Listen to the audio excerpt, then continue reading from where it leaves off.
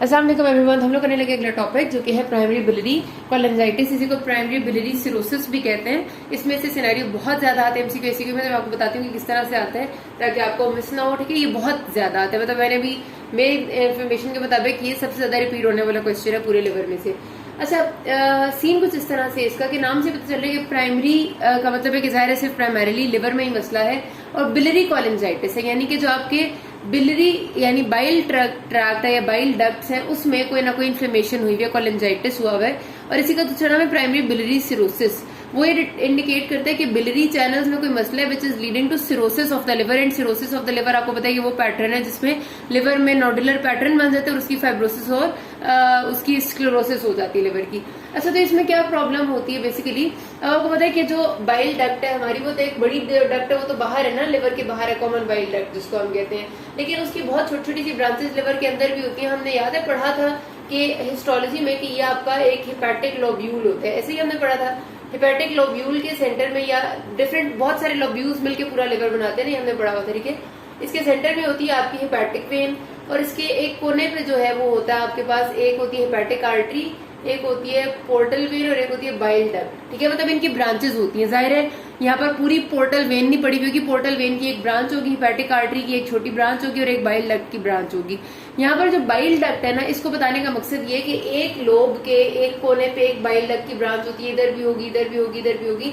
तो ये इन सारी जो होती है इन सबको हम कहते हैं बाइल डक्ट्यूल्स। ठीक है, जो बहुत छोटी होती हैं, लिवर के अंदर रन करने वाली हर लोब के दरमियान में जो होती है उनको इंटरलोबुलर बाइल डक्ट्स कहते हैं, इंटरलोबुलर। ठीक है, ये इंटर क्योंकि दो लोब्स के दरमियान में ये, और जो एक लोब के इसके अंदर घूम रही होंगी उनको इंट्रालोबुलर बाइल डक्ट्स कहेंगे। ये वाली जो अंदर होंगी वो इंट्रालोबुलर है। ठीक है, वो इससे भी छोटी होंगी। जो दो लोब्स के दरमियान में है वो इंटरलोबुलर है, वो थोड़ी सी बड़ी होंगी। तो इंटर और इंट्रालोबुलर बाइल डक्ट्स होती हैं, फिर उसके बाद थोड़ी और बड़ी बाइल डक्ट्स आती है, फिर वो जाके बाहर आपकी बड़ी बाइल डक्ट जो की फॉर्म में बनती है। ठीक है, तो ये जो आपकी बाइल डक्ट्स होती हैं सारी की सारी जो लिवर के अंदर है, small and medium size bile ducts जिनको मैं कहूंगी जो लिवर के अंदर रन कर रही हैं, इन वाली बाइल डक्ट्स में जब इन्फ्लेमेशन होती है that is granulomatous in nature.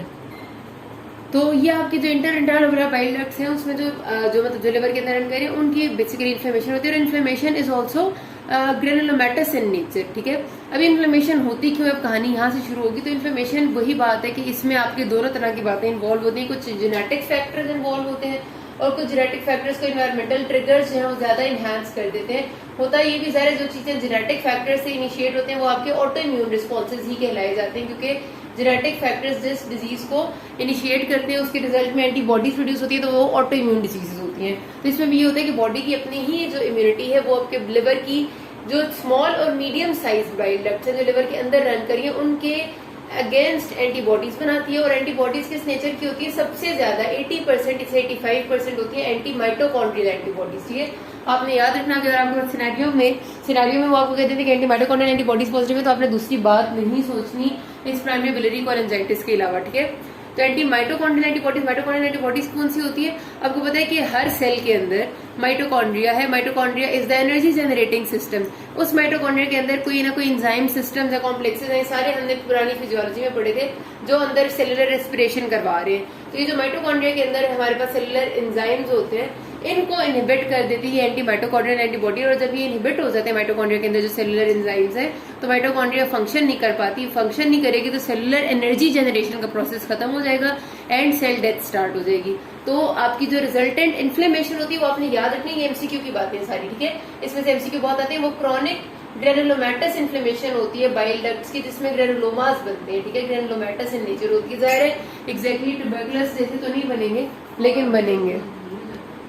इस तरह जो सेल है वो डेथ होती जाएगी उनकी और आपके रिजल्टेंट इन्फ्लेमेशन होती जाएगी। अब होता क्या कि रिजल्टेंट इन्फ्लेमेशन वहां पर क्रॉनिक ग्रेनुलोमेटस इन्फ्लेमेशन हो रही है, उसके साथ साथ लिवर में सिरोसिस डेवलप होने लग जाता है, क्योंकि ये इंट्राहिपैटिक बाइल डक्ट्स के साथ हो रहे हैं। तो सारे लिवर के अंदर जब क्रॉनिक इन्फ्लेमेशन होती है, तो हमने बात की थी कि क्रॉनिक इन्फ्लेमेशन में हमेशा रिजल्टेंट फाइब्रोसिस होते हैं। बेशक ग्रेनुलोमास भी बनते हैं लेकिन उतने ज्यादा, क्योंकि ये ट्यूबरकुलोसिस तो नहीं है तो उतने ज्यादा ग्रेनुलोमास नहीं बनेंगे, लेकिन ग्रेनुलोमेटस टाइप इन्फ्लेमेशन की छोटे छोटे ग्रेनुलोमास आपको मिलेंगे, और उसके साथ जब स्कारिंग होगी उस एरिया की तो आहिस्ता आहिस्ता फाइब्रोसिस होगा तो उस तरह से नोडुलर सा पैटर्न लिवर का बनता जाएगा।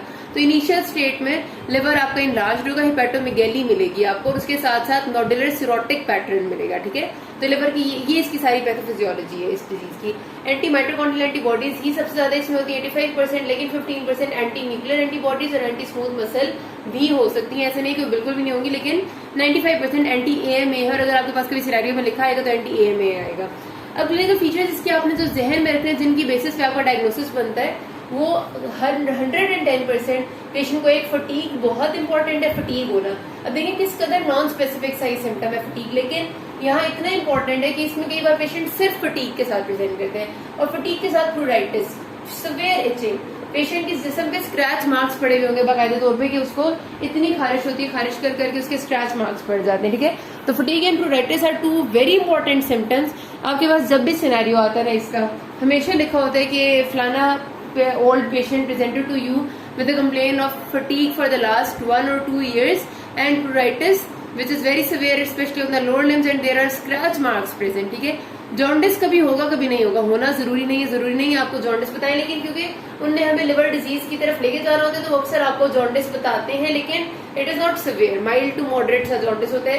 कई बार वो कहते हैं कि सिर्फ येलोनेस ऑफ आईज है और बाकी स्किन का कोई खास येलोनेस नहीं है। अच्छा, जॉन्डिस के अलावा जो इसके साथ फीचर्स हो सकते हैं वो है यहाँ पर ज़ेंथेलेस्मास। अब आपको पता है कि ज़ेंथेलेस्मास होती है जो लिपिड की एक्यूमुलेशन होती है आईज के अराउंड, छोटे छोटे से आपको पेशेंट की आईज के अराउंड ऐसे येलो येलो स्पॉट्स उभरे हुए मिलते हैं। येलो नहीं, आप समझे लाइट स्किन से कलर के होते हैं, बहुत लाइट स्किन येलो से ही होते हैं, उसको ज़ेंथेलेस्मा कहते हैं। अब ये तब होते हैं जिन पेशेंट में हाइपर कोलेस्ट्रोलीमिया होता है, जिनमें कोलेस्ट्रॉल का लेवल बहुत ज्यादा होता है, उनमें ज़ेंथेलेस्मास बनने लग जाते हैं। और क्योंकि ये एक लिवर डिसऑर्डर है जिसमें बाइल आपकी एबनॉर्मल है, ठीक है, इसमें अब आपका बिलियरी कोलांजाइटिस जब होता है, बाइल डक्ट सारे के सारे स्मॉल और medium size bile duct destroy हो गए तो बाइल फ्लो नहीं करेगी, बाइल फ्लो करके आगे नहीं जाएगी तो फैट की कोई भी चीज एब्जॉर्प्शन नहीं करेगी, क्योंकि फैट की एब्जॉर्प्शन करने के लिए बाइल का होना जरूरी है। ठीक है, बाइल में आपको पता है बाइल एसिड्स होती हैं जो फैट की एब्जॉर्प्शन वगैरह कराते हैं।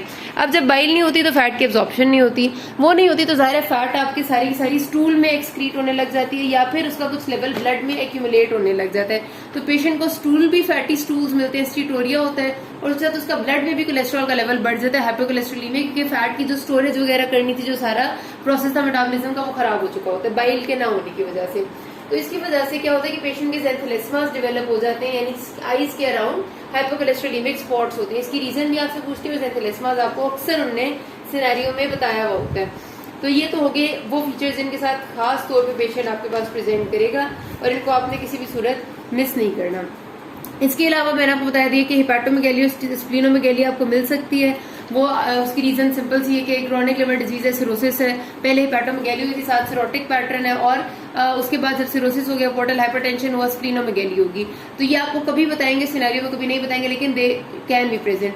अब उसके अलावा आप जहन में रखेंगे क्योंकि बाइल की एब्नॉर्मैलिटी है और लिवर के अंदर सिरोसिस हो रहा है, तो आपके जितने फैट सोल्युबल विटामिन्स थे जिनने डाइजेस्ट होना था because of the presence of bile, वो अब डाइजेस्ट नहीं हो रहे, वो एब्जॉर्ब नहीं हो रहे, सॉरी एब्जॉर्ब होना था, तो आपकी फैट सोल्युबल विटामिन्स की कमी हो जाएगी।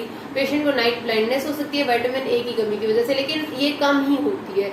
ठीक है, उसके अलावा क्लॉटिंग फैक्टर्स की कमी की वजह से, क्योंकि विटामिन के नॉर्मल नहीं होगा, पेशेंट को कोएगुलोपैथीज हो सकती है, क्लॉटिंग डिसऑर्डर्स हो सकते हैं, लेकिन ये भी इतने ज्यादा प्रेजेंटेशन में नहीं आते।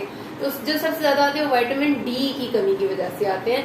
विटामिन डी की कमी की वजह से पेशेंट की कैल्शियम की एब्जॉर्प्शन में कमी आ जाएगी, बॉडी में उसके फ्रैक्चर्स शुरू हो जाएंगे, बोन वीकनिंग हो जाएगी, ऑस्टियोपोरोसिस स्टार्ट हो जाती है। ठीक है, तो इस वजह से ये एक बड़ी ही इंपॉर्टेंट बात आती है, वाइडली अक्सर पेशेंट की प्रेजेंटिंग कंप्लेंट्स में लिखी होती है already, bone fractures and bone pen, तो ये भी आपने जहन में रखनी है। अब आपके पास जो सिनेरियो आता है मैंने आपको बता दी, उसमें फटीग प्लूराइटिस आपको बताएंगे, जॉन्डिस थोड़ा सा होगा, उसके साथ उसको बता देंगे कि ज़ेंथेलेस्मास थे, और हो सकता है कोई ना कोई बोनी फ्रैक्चर भी बताएं, और वो आपसे कहेंगे कि हेपेटाइटिस की सीरोलॉजी उसकी नेगेटिव थी, या फिर वो आपको बता देंगे कि इसमें आपका जाहिर है ऐसी कंडीशन में प्लूराइटिस जॉन्डिस में क्रोनिक लिवर डिजीज की तरफ ध्यान जाता है, तो वो आपको इन्वेस्टिगेशन बताते हैं, और इन्वेस्टिगेशन में आपको ब्लड सीपी में हीमोग्लोबिन थोड़ा सा डिक्रीज बता देंगे, और एएलटी, एएसटी और एएलपी ये तीनों रेज्ड होंगे, लेकिन थोड़े थोड़े से रेज्ड होंगे। अब अगर आपके पास कोई डिजीज होती है हेपेटाइटिस, यानी जो आपका नॉर्मल हेपेटाइटिस है, तो एएलटी और एएसटी बहुत ज्यादा रेज होते हैं, 1000 में चले जाते हैं। अगर आपकी कोई ऐसी डिजीज होती है जिसमें आपका बाइल डक्ट ऑब्स्ट्रक्शन आ रही है या फिर आगे की ऑब्स्ट्रक्शन है, उसमें एएलपी बहुत ज्यादा रेज हो जाता है। तो ये तीनों रेज होंगे, लेकिन बहुत थोड़े थोड़े रेज होंगे, जो कि शो कर रहा है कि ये दोनों तरह की जो डिजीज है जो हमारे जहन में आ रही है ये नहीं है, बल्कि कोई और चीज है। कभी कभार तो वो आपको साथ बता देते हैं कि एंटी माइटोकॉन्ड्रियल एंटीबॉडी पॉजिटिव थी, तो फिर तो डायग्नोसिस बहुत आसान हो जाता है, फिर कोई मसला ही नहीं होता जब ये पॉजिटिव बता दे। लेकिन जब ये नहीं बताते तो फिर बाकी सारी चीजें आपकी बिल्कुल इस तरफ जा रही है कि आपने प्राइमरी बिलियरी कोलेंजाइटिस ही लिखना और कुछ नहीं हो सकता। जब पेशेंट को आप देख लेना कि वो कहते हैं सिवियर प्लूराइटिस है, स्क्रैच मार्क्स प्रेजेंट है और क्रॉनिक फटीग है, उसके साथ थोड़ा बहुत जॉन्डिस है और ये तीनों एंजाइम रेज हैं, तो आप अपने जहन में पहले ही प्राइमरी बिलियरी कोलेंजाइटिस बना ले करें, क्योंकि जो चीज कॉमनली आपसे पूछी जाती है अक्सर औकात वही पूछी जा रही होती है, अनलेस एंड अनटिल कुछ बहुत स्पेसिफिक आपको बताया गया हो। अब आपने क्या इन्वेस्टिगेशंस करानी है, जाहिर है पेशेंट की LFTs कराई जाएंगी, LFTs थोड़ी थोड़ी सी डिरेंज होंगी, बिलिरुबिन हमेशा ज्यादा होगा, बिलिरुबिन कभी भी ऐसा नहीं होगा कि नहीं ज्यादा, लेकिन वो भी बहुत ज्यादा नहीं होगा, मतलब 4 से 10 के बीच में, मैक्सिमम 12 तक जाएगा। जबकि कभी कभार ऐसा होता है कि सिंपल हेपेटाइटिस ए के इन्फेक्शन में बिलिरुबिन आपका चला जाता है 20 तक, तो वैसा नहीं होगा, थोड़ा सा रेज होगा सही, मतलब 4 से लेकर 12 के दरमियान में होगा। अच्छा, उसके बाद हाइपरकोलेस्ट्रोलीमिया आपको मिलेगा जब आप करवाएंगे लिपिड प्रोफाइल, ज़ेंथेलेस्मास आपको मिलेंगे पेशेंट में, तो स्टीटोरिया मिलेगा, तो आपने लिपिड प्रोफाइल तो करानी ही करानी है, तो उसमें आपको मिल जाएंगे हाइपरकोलेस्ट्रोलीमिया। अच्छा, अब आपका यहाँ पर वो डायग्नोसिस पे निकल जाता है सीलिक डिजीज का, क्योंकि सीलिक डिजीज में आपकी फैटी स्टूल्स होती हैं, स्टीटोरिया होता है, लेकिन कोलेस्ट्रॉल का लेवल नॉर्मल होता है बॉडी में, यहाँ पर कोलेस्ट्रॉल भी ज्यादा है और फैटी स्टूल्स भी है, ठीक है, क्योंकि यहाँ पर बाइल एसिड एब्नॉर्मेलिटी है, वहां पर सिंपल एब्जॉर्प्टिव एब्नॉर्मेलिटी थी, तो ये आपने जहन में रखना है। और आपने बाकी ऑटो इम्यून डिजीजेस के बारे में जरूर देखना है, क्योंकि अक्सर पेशेंट को इसके साथ भी Hashimoto's thyroiditis, rheumatoid arthritis, coeliac disease, इस किस्म की ऑटो इम्यून डिजीज होती हैं जिनको ये होती है, क्योंकि ये भी आपकी ऑटो इम्यून इन नेचर ही है, जिसमें जेनेटिक फैक्टर्स वगैरह रोल प्ले कर रहे हैं। शुरू में इसका लेटेंट फेज रहता है, जब आपकी एंटी माइटोकॉन्ड्रियल एंटीबॉडी तो पॉजिटिव होती है, लेकिन LFTs डिरेंज नहीं होते, लिवर में कोई मसला नहीं होता, तो सब ठीक होता है। फिर आहिस्ता आहिस्ता जब इन्वायरमेंटल ट्रिगर्स आते जाते हैं, यही कुछ होता है, इन्फेक्शन, ड्रग्स वगैरह, ये जब ट्रिगर करती हैं तो आहिस्ता आहिस्ता LFTs डिरेंज होना शुरू होते हैं, फिर पेशेंट को सिम्टम्स आते हैं, ठीक है। तो उसके अलावा फिर आप सीरोलॉजी कराएंगे, एंटी माइटोकॉन्ड्रियल एंटीबॉडी तो 85% केसेस में पॉजिटिव आ जाएगी, anti nuclear anti smooth muscle भी आती है कभी कभार। अल्ट्रासाउंड आपको बता देगा कि बाइल डक्ट्स वगैरह में कोई स्टोन नहीं है और कोई मसला नहीं है, लेकिन डायलेटेड बिलरी, इंट्राहेपेटिक बिलरी चैनल्स की डायलेशन आपको नजर आएगी अल्ट्रासाउंड पे। और कभी कभार आपको सिनेरियो पे बताते हैं कि on ultrasound there were dilated intrahepatic biliary channels, तो क्योंकि इंट्राहेपेटिक बाइल चैनल्स ही खराब हो रहे हैं तो उनकी डायलेशन हो जाना इज नॉर्मल, मतलब ये आपका एक पॉजिटिव डायग्नोस्टिक चीज है। लिवर बायोप्सी की वैसे जरूरत नहीं पड़ती, लेकिन अगर आपको डायग्नोसिस में कंफ्यूजन है तो फिर आप कराते हैं। अच्छा, अब आपने इसको मैनेज किस तरह करने, सबसे पहले तो आपने पेशेंट को बाइल की जो कमी हुई है उसको पूरा करने के लिए आपने उसको देनी है बाइल की जगह कोई ऐसी चीज जो उसको रिप्लेस कर दे, and that is your ursodeoxycholic acid, ठीक है। ये आपका बाइल का एनालॉग होता है, जो कि जब बाइल की कमी है और वो आगे नहीं आ पा रही, क्योंकि अब देखिए यहाँ पर कोई ऑब्स्ट्रक्शन तो नहीं है ना बाइल के रास्ते में, यहाँ तो ये हुआ कि इंट्राहेपेटिक बाइल जितने बिलरी चैनल्स थे वो डिस्ट्रॉय हो गए हैं, वो नेक्रोस हो चुके हैं, वो एपोप्टोसिस हो सकते हैं, और हम उनको जल्दी जल्दी एकदम से रिवर्स नहीं कर सकते क्योंकि उनका खराब खत्म हो गया। तो उससे हमें यही है कि हम बाहर से पेशेंट को ऐसी चीज दें जो उसकी बाइल की जगह उसकी बाइल की तरह एक्ट करे, तो आपने अर्सोडिऑक्सीकोलिक एसिड देना होता है। इसकी डोज होती है 13 to 15 मिलीग्राम्स पर kg पर डे, ठीक है।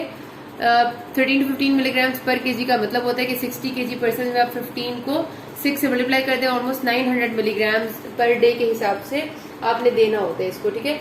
और यही आपकी सबसे फर्स्ट लाइन ट्रीटमेंट कंसिडर की जाती है, क्योंकि इससे बहुत सारे पेशेंट्स का जो जनरल बॉडी रिस्पॉन्स है ना वो बेहतर हो जाता है, क्योंकि यहाँ पर हमारा सबसे पहला मसला ही बाइल की कमी की वजह से होने वाले चेंजेस है। हाइपरकोलेस्ट्रोलीमिया बेहतर हो जाएगा, उसके जॉन्डिस, इचिंग और प्लूराइटिस पेशेंट को बहुत तंग किया हुआ होता है, वो भी इससे बेहतर हो जाती है। जो पेशेंट्स इसको टॉलरेट नहीं करते या इससे रिस्पॉन्स शो नहीं करते तो उसमें सेकंड लाइन थेरेपी में ओबेटिकोलिक एसिड देते हैं, ये भी आपका बाइल एसिड एनालॉग ही है और ये भी पेशेंट्स में रिस्पॉन्स अच्छा शो कर देते हैं। जिन पेशेंट्स में ये दोनों चीजें रिस्पॉन्स शो नहीं करती उनमें हमने इम्यूनोसप्रेसेंट्स ही खाली देने हैं। अब देखिए है तो ये ऑटो इम्यून डिजीज, हम इसको कुछ कर नहीं सकते, लेकिन हम इसको सप्रेस तो कर ही सकते हैं इम्यूनोसप्रेसेंट्स देके। तो एजाथायोप्रिन, 6 मर्केप्टोक्यूप्यूरिन, उसके अलावा cyclosporine, penicillin and of course steroids भी आपके एंटी इन्फ्लेमेटरी होते हैं, वो भी इसको रोकेंगे। तो ये सारे आपने तब देने होते हैं जब आपके बाइल एसिड एनालॉग्स काम बिल्कुल नहीं करेंगे, क्योंकि इम्यूनोसप्रेसेंट्स देने के और बहुत सारे मसले होते हैं कि पेशेंट की इम्यूनिटी सप्रेस हो जाती है, स्टीरॉइड्स के अपने साइड इफेक्ट्स आ जाते हैं, तो आपने तब देने हैं। एंड अगर किसी भी सूरत ठीक नहीं रहता then you have to go for liver transplant. लेकिन अगर किसी पेशेंट का इन चीजों से थोड़ी बहुत बेहतरी आ भी नहीं, लेकिन डिजीज बहुत प्रोग्रेसिव है, लिवर को डैमेज करे जा रही है, आपने इम्यूनोसप्रेसेंट्स दिए तब भी कंट्रोल नहीं हो रही, तब भी आपको ट्रांसप्लांट करना ही पड़ता है, ठीक है। ये हो जाती है चीज। अब आपकी स्पेसिफिकली जो प्लूराइटिस डेवलप हुआ है उसको आपने किस तरह से ठीक करना है, क्योंकि जाहिर है पेशेंट को इचिंग बहुत ज्यादा होती है, वरना उसने जगह अपनी छील ली होती है सारी, तो उसके लिए आपने सबसे पहले उसको देना है ये cholestyramine. Cholestyramine is an anion binding resin. करना ही इसका काम ये होता है कि जितने आपके प्रोराइटिक एजेंट्स हैं यानी प्रोराइटोजेंस है, प्रोराइटिस होता क्यों है कि लिवर ने जो चीजें मेटाबोलाइज करनी थी वो लिवर मेटाबोलाइज नहीं कर रहा और वो आपकी जाके जो स्किन में डिपॉजिट हो रही है तो वहां पर इचिंग कर रहे हैं। वो बेसिकली टॉक्सिक मेटाबोलाइट्स हैं जो स्किन में जाके इचिंग कर रहे हैं। तो हमारा काम ये है कि हम उन टॉक्सिक मेटाबोलाइट्स को किसी चीज से जब बाइंड कर देंगे तो वो स्टूल में या यूरिन में एक्सक्रीट होने लग जाएंगे और स्किन से निकल जाएंगे तो पेशेंट की खारिश खत्म हो जाएगी। तो cholestyramine is an anion binding resin. ये क्या करते हैं कि ये उन प्रोराइटोजेंस से, pruritogens are the pruritus causing agents, उनसे जाके बाइंड करता है और उनको ले जाता है ब्लड में और ब्लड के थ्रू वो चले जाते हैं आपकी जीआईटी में और वहां से एब्जॉर्ब होते हैं और वहां से स्टूल में एक्सक्रीट हो जाते हैं। इनका लेवल जब कम होता है तो पेशेंट की खारिश बेहतर हो जाती है। ठीक है, कभी कभार जब पेशेंट इससे ठीक ना हो, वैसे तो हमेशा इससे ठीक हो जाता है, तो हम उसको रिफेम्पिसिन साथ देते हैं। रिफेम्पिसिन आपको पता है तो एंटीबायोटिक है लेकिन इससे भी थोड़ा बहुत फायदा हमें हो जाता है। देन नैलट्रेक्सोन इज आपको पता है ओपियोइड एंटेगोनिस्ट। ओपियोइड एंटेगोनिस्ट भी यहाँ पर देखा गया थोड़ी बहुत फायदा देती है। प्लाज्मा फेरेसिस या लिवर सपोर्ट डिवाइसेस उन लोगों में जिनमें और कोई भी चीज हमें फायदा नहीं देती उनमें फिर हम प्लाज्मा फेरेसिस करते हैं यानी यहाँ पे प्लाज्मा को ही क्लीन किया जाता है। अच्छा जी, उसके बाद हमारे पास अब पेशेंट को अगला काम था कि उसे मैल एब्जॉर्प्टिव सिंड्रोम्स आ रहे थे। उसके लिए आपने जो जो सिंड्रोम्स उसको मैल एब्जॉर्प्शन की वजह से आ रहे थे, विटामिन की कमी थी, वो विटामिन रिप्लेस करने हैं, चाहे विटामिन ए है, डी, ई या के है। खास तौर पे अगर पेशेंट को बोन डिजीज डेवलप हुई है यानी उसको बोन फ्रैक्चर ऑस्टियोपोरोसिस है तो आपने स्पेशल उसको कैल्शियम और विटामिन D3 के सप्लीमेंट्स और बिस्फॉस्फोनेट देंगे जो कि बोन की रिजॉर्प्शन को रोकता है। और जो फटीग है पेशेंट को वो वैसे तो आहिस्ता आहिस्ता खुद ब खुद ठीक हो जाती है, अगर उसे कोई और मसला नहीं है तो फटीग के लिए हमें कोई स्पेसिफिक दवाई की जरूरत नहीं होती, साथ पेशेंट की काउंसलिंग की जरूरत होती है। ठीक है, यहाँ पर बात खत्म कर दी। किसी कोई मसला हो के नाज में। Thank you.